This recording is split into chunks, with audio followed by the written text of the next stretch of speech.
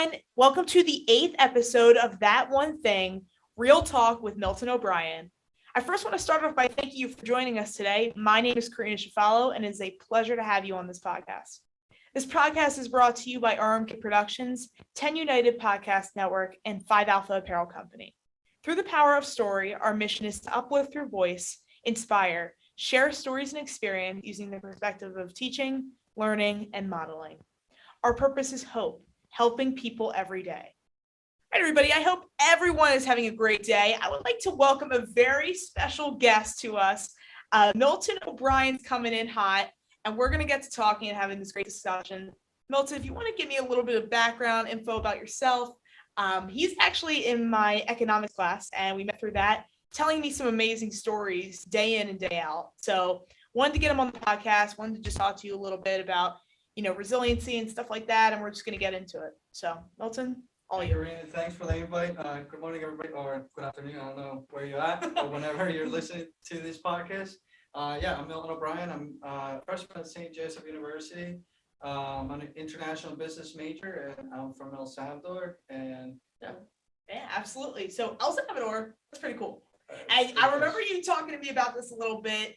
And then, actually mentioning a few days ago that you were adopted and just that whole process. So I wanted to share a little bit about that, a little bit about your background. I think it's very interesting and getting into a little bit of that. So if you wanted to dive in. Yeah, so I remember telling you about adoption and a little bit of like the challenges and kind of like the great things that happen with it. It's a bunch of positive and negative. Yeah, absolutely. So yeah, I was telling you from El Salvador. Was born in a really poor town in El Salvador. A lot of people probably know El Salvador's a third world country.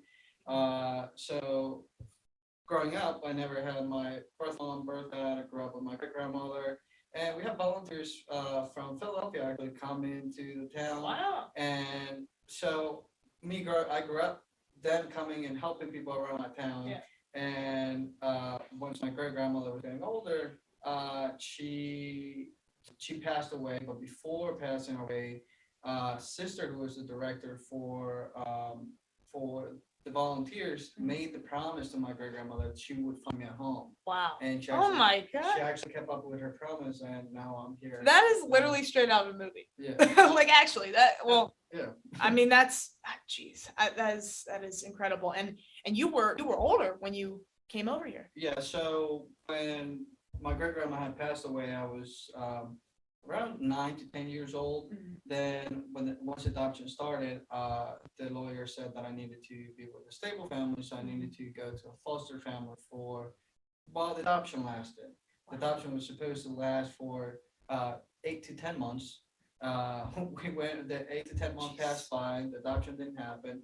So we extended the time to another 6 months, and then another 6 months until we ended up waiting for 5 years. 5 years. Mm-hmm. Yeah. So walk me through, some of those years and if you remember sort of your mental and emotional state at that point. How did you feel? And then coming over to the country and just developing culture-wise, language-wise. I mean, how was that? So the years, and that's one of the unique things that I think a lot of people, and as you mentioned, sometimes people think like adoption is just baby, like you're a baby. That's immediately. I mean, I'm just gonna say it right now. That was immediately what I thought. I didn't even think about. Well, did he remember anything? Did he remember anything he endured from that experience? Yeah, but at 10 years old, I was like, I still remember when I first got the news that they said I was going to be adopted. I remember being at with the volunteers, and I fell down. I still remember the day when I fell down playing with some boys, and this guy who was a driver for the volunteers lifted me up, and he said, "We're gonna get you out of here soon." Oh and a couple days later, I was out of there to where the foster family was, and being there and kind of knowing like I'm gonna be adopted, such an excitement. I was like, oh my God, like I'm gonna have a family, I'm gonna be good to the United States. People and those countries have a big picture of the United States, like the United States, the place where you want to go. Right. So because the land of opportunities. Yeah. So, but as the time passed, it was just like, hey, my adoption gonna happen. 10 months passed by. they said it was going to be 10 Right. months, you know. Right. Now 10 months. It's frustrating. Yeah. So I remember sometimes sitting down in my bed where I was, and I was like, what if this doesn't happen? What's it gonna happen of me? What's it gonna be of me? You know. Right. So and that patience, that's the patience of a saint right there. Just waiting and waiting and waiting for your life to essentially begin. yeah, but I also, I mean, I give all the credit to my parents too. It's just like for them to wait that long, because I actually had another people who wanted to adopt me first, and they gave up after 2 years. They said it's too long, too much money that we have to spend on the adoption. So before even that, I already had somebody who had said, we want you, but we can't wait for that one, you know. Right. So for them to wait that long, it was just like thankful to them, not only for adopting me, for waiting. Yes, absolutely. Absolutely. I mean, we're talking about thankfulness, Thanksgiving. I mean, that is a huge gift. And, kudos to them for waiting, because they got a great son. Milton is a great guy. Yeah, no. So going through your story, sharing your story with students, with myself, and not wanting to make it who you are.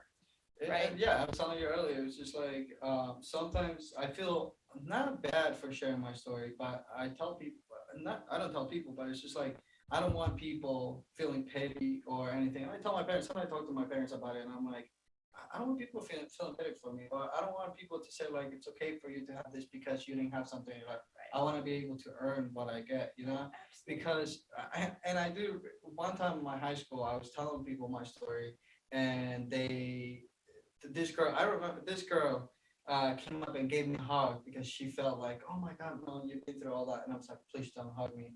I just feel like that hug was like, oh, I feel bad for you. I feel bad. Yeah. It's not like it's a true blue. Yeah. So absolutely. I was just like, no, I just don't really want to hug right now, because I honestly don't want people feeling pity. It's just like, I want to be, and the reason I kind of decided to do the podcast, because instead of people feeling pity for me, I want people to feel inspired by the challenge.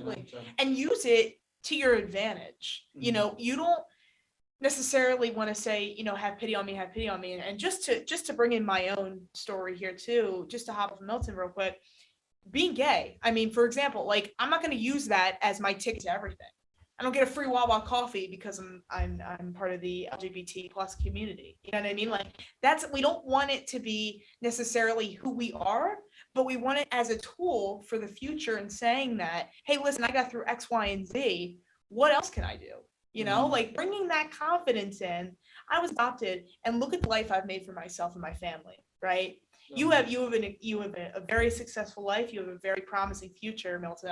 I've seen it. Trust me. I hope. But using it as a tool and not necessarily your whole story, right? Yeah. And we see this sometimes in injuries and setbacks that people have, like an ACL tear or something like that. Like they almost take it and they just kind of run with it, in the sense of, well, now I can't do this because I tore my knee 2 years ago, or I can't do this because, I was in a car accident and, whatever.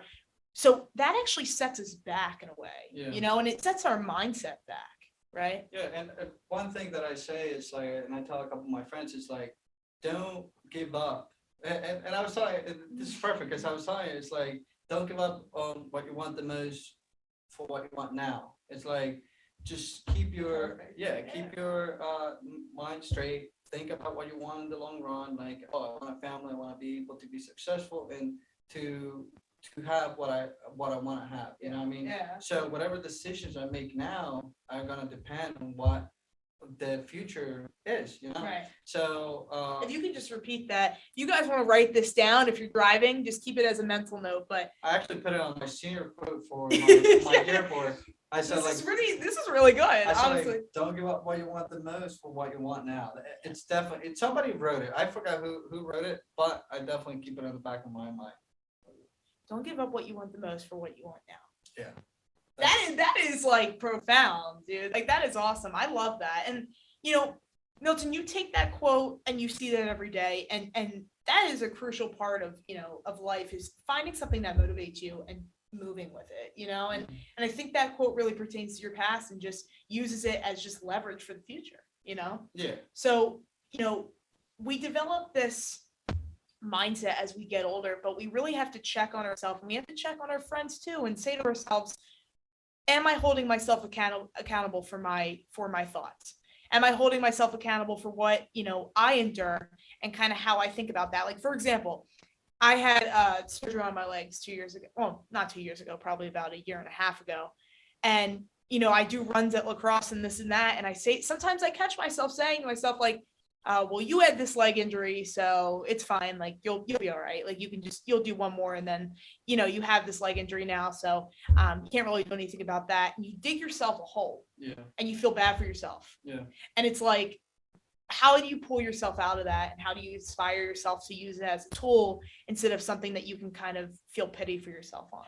That's like something great, and I'm part of the winter immersion program here at St. Joe's, and one of the things that we talk about is like, well, we talk about how we treat other people, how we see other people, and how human dignity is something that we all want. How we want to be able to uphold that with everybody. And one of the things I said was like, we got to be able to take a step back, right where you said, take a step back and see what you're doing, see what your actions are, and how is that affecting your relationship with people, or how is that affecting your personal life? Right. And yeah. And like, sometimes what I like to do is I do a check-in. So I check in with myself, where I'm at in life, and then I check in with my friends and my family. And at this time, giving thanks for friends and family, great idea, because we were right around Thanksgiving. But am I providing myself with, one, the emotional stability for growing in the future, and two, am I around people that are going to help me go to that length? You know what I mean? Yeah, and it's and sometimes there's challenges. Like, I mean, there's things that happen. No, honestly, and it affects, like, you might think this friend is helpful to me, or this friend's this friend's that, and that could change in a few years. Yeah. Things happen. But, moral of the story, we have to use our inner compass to inspire ourselves to move forward. And Milton, I mean, I think you got a great story, man. It's very inspiring to me.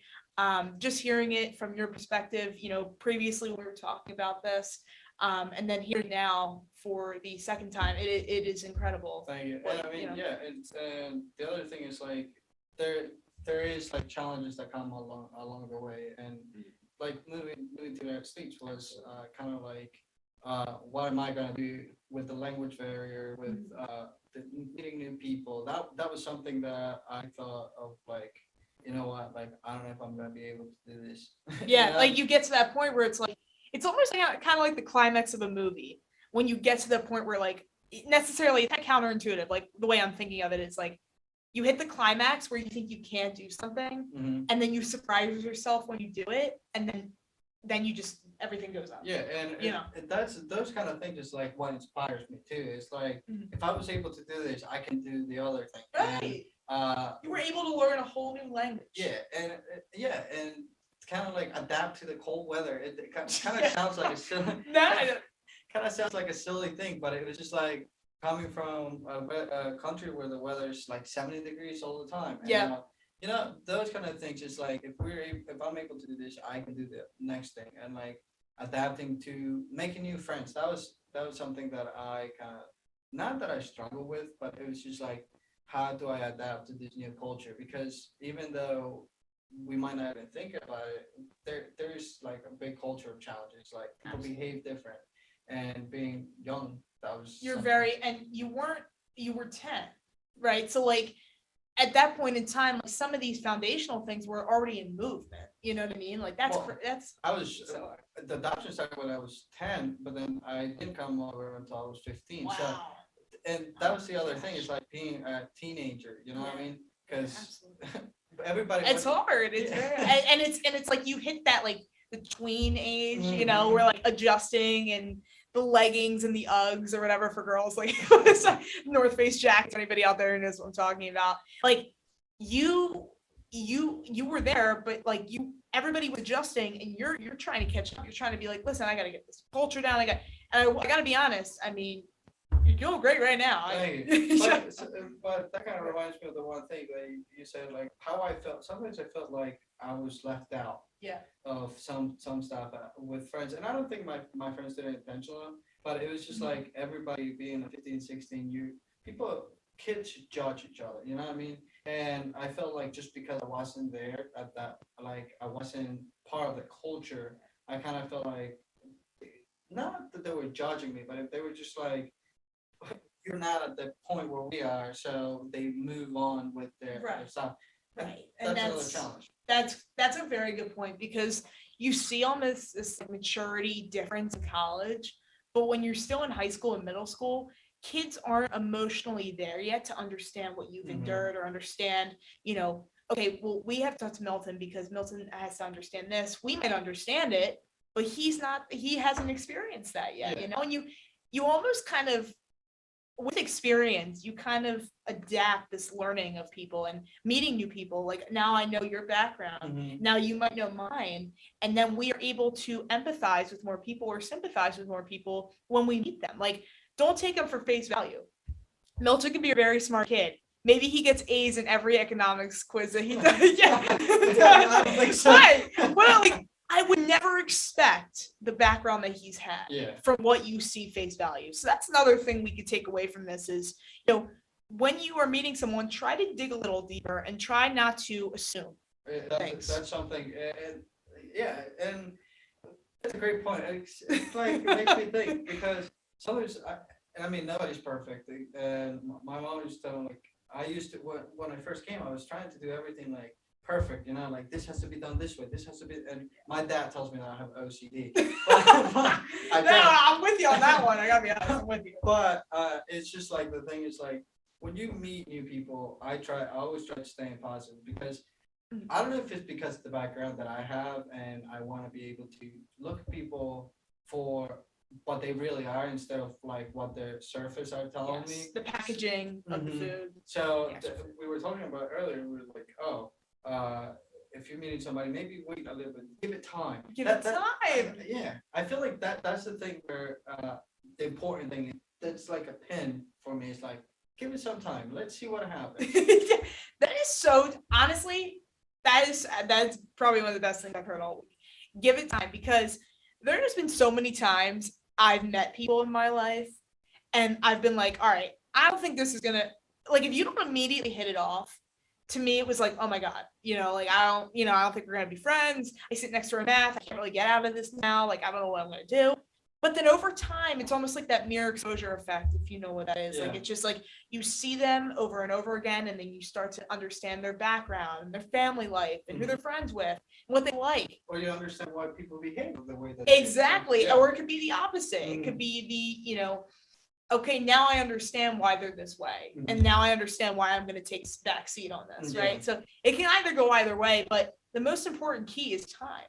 And I was actually talking to my dad today. Remember one time I came into econ, and I was like, I just had a really bad meeting. Yes. And I talked to my dad about it, and I was like, I really had this really bad meeting with somebody, and I just don't know what to do. Then I met with the person again, and it was a great meeting. Was perfect. It was like and my dad was like, you with time, you'll be able to kind of understand. And I think that's kind of key for us. And you have to almost be like, give it a few, like you said, like, give it a few chances, give it a few meetings, and then you can make your assumption. I think one of the best things my dad said to me, I mean, we're pulling out our fathers right now, but they give great advice. My dad's dad would tell him, don't judge somebody for who they are until you know them fully. So, like, if you tell me something about somebody else, don't judge them on that until you know for a fact. You know what I mean? So I'm actually gonna pull out another quote, because I really like this one.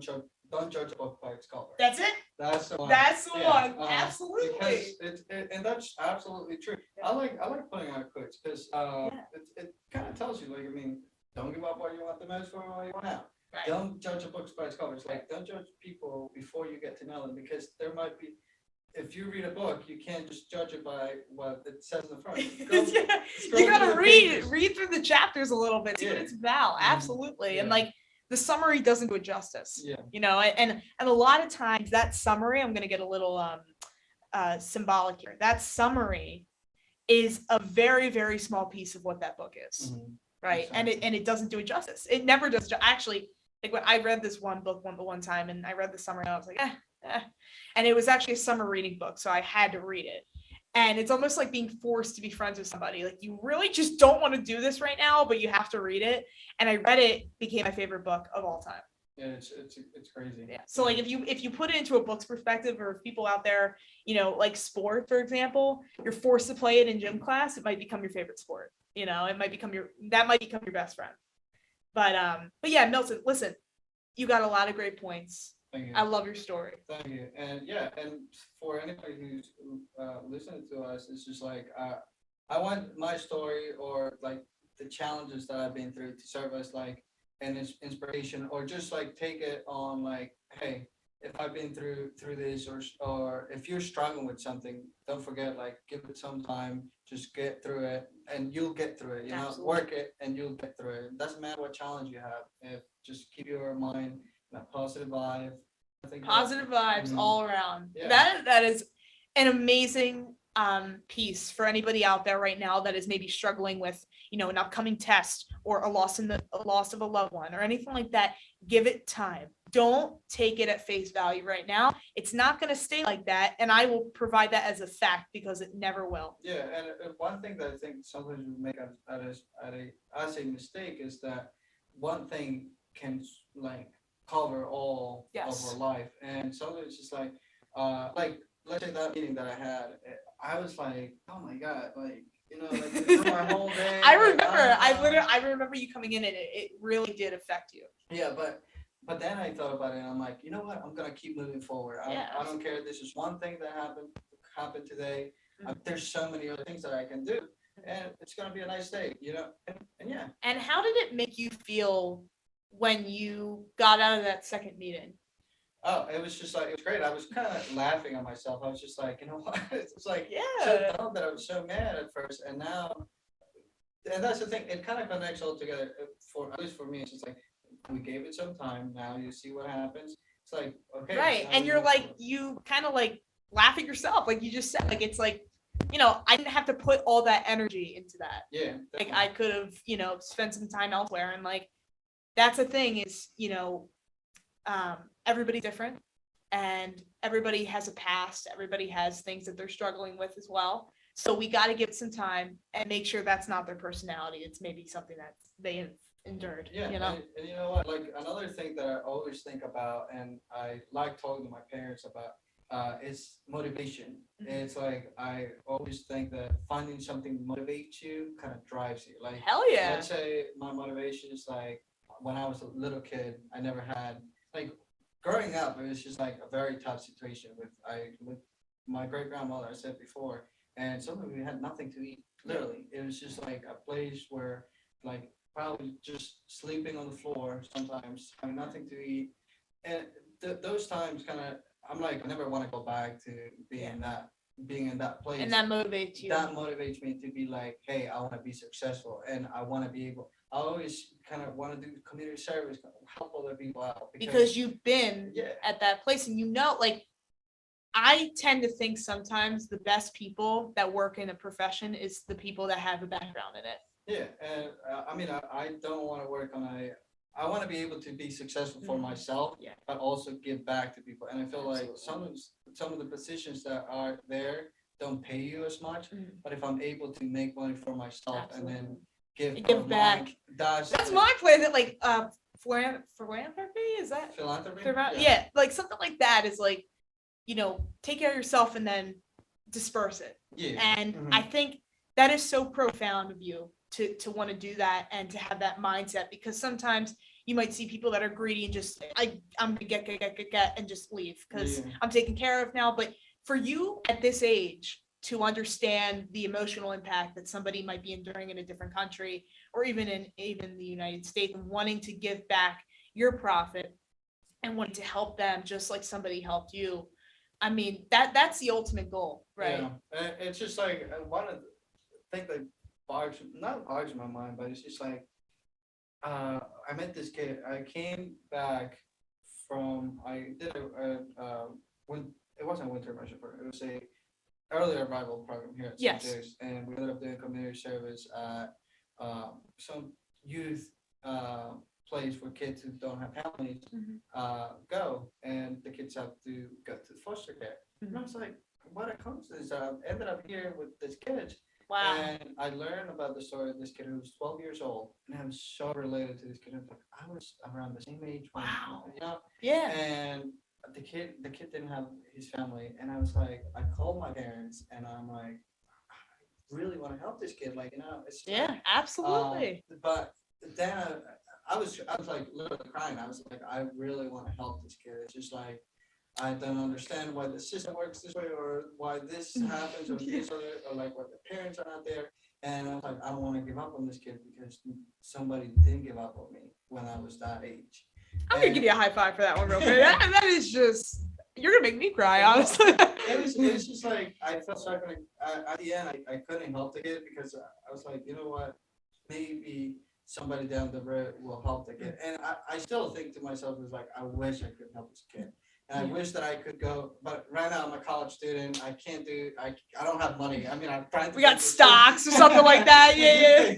Like with the But- stocks, but Yeah. yeah, like I know I what you mean. really, yeah, it breaks my heart when I see a kid who's like a young kids who don't have their parents, And the system, I think it's very important for people to understand the process, getting more engaged and educated on what is like essentially you have to go through, right? Like a lot of people don't understand what the adoption process is or how it works. They kind of just think, oh, well, you give it a year or two when the family's ready, they get a kid. No, absolutely not. It was crazy. Well, I mean, that's the good thing. Like I still remember it. It was like paper after paper after Yep. paper, and an international adoption from El Salvador to the United States. It was even more challenging for it to take 5 years.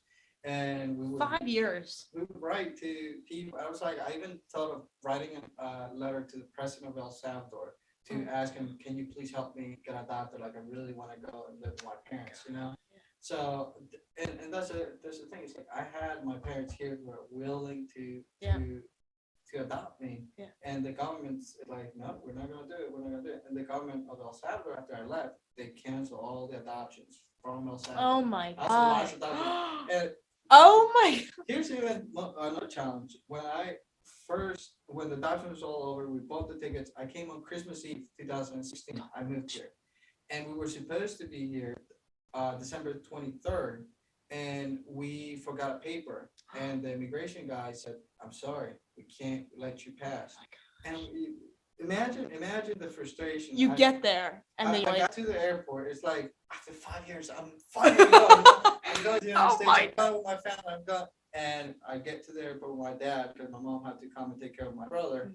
And the guy, he said, and my dad, I remember my dad looking at him. He was so frustrated. He was like, "We've been waiting to adopt it for 5 years. Could you please help us out here?" And the guy was like, "I'm sorry, can't let you through." oh my. So it was just like, okay, here we go again. Another. Yeah. And so Another added layer to this. yeah, I don't even know how we got to this story, but No, but you know what? Hey, listen, I love this stuff. Like this is so interesting, and it's enlightening for people who are listening right now to understand this and understand that it's not all cookie cutter. It's not like you sign a paper and they're yours. Like there's a lot of things, and a lot of people are unsuccessful, and that heartbreak. And if you have the time to go out and donate, especially around the holidays. So we're approaching the holidays. Thanksgiving's coming up. Think about those kids out there that might not have a home or might not have a hot plate of turkey to come to, and think about maybe they might not be surrounded by family around this time. Not to get a little more on the deeper end, but I mean, we have to start to think about that and start to integrate that into our lives a little bit.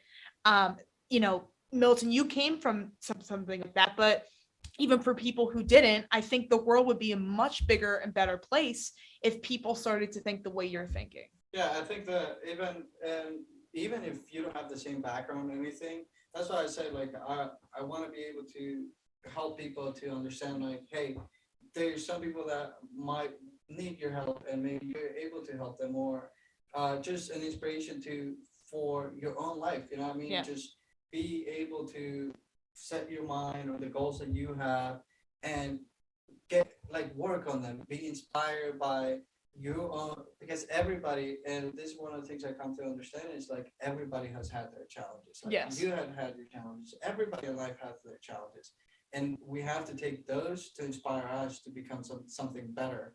It's a puzzle for piece. ourselves. I think it is. You know, like Mhm. taking your story, inspiring myself with your story, taking my story, giving it to Yeah. you, and expressing our backgrounds is huge. Yeah, and like Being personal. taking the losses, or because everybody, I mean, even let's say I'm from El Salvador and this or the other, adopted, whatever, but that story motivates me, but it can also motivate somebody else. Absolutely. But maybe somebody don't have this big story, but they have something that's smaller, but they still Are passionate about it, stuff like feel that. passionate about it, or motivates you to become somebody better. I Absolutely. think, yeah.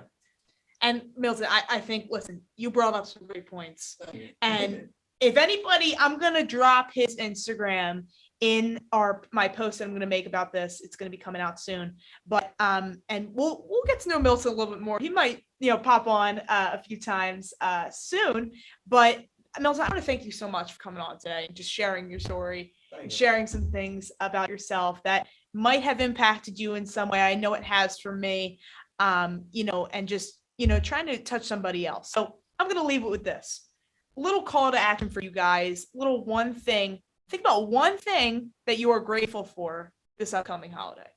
Me? For me, you, Oh. and these guys, anybody. You can do it now. You can reflect, ponder on it. Think about one singular thing, and don't just be like, I'm thankful for my family. Why are you thankful for your family? Go a little bit deeper. Think about it, and maybe tell somebody that you're thankful for them. Yeah, Right? definitely. So, Milton, again, thank you so much for having us, Thanks for being coming back, on. and I hope everybody enjoyed the podcast. I mean, it's great. Thank you. And I hope I get the invite again. Yes, you will be. You will be. This is not the last of Milton. So have a great day, everybody, and we'll talk to you soon.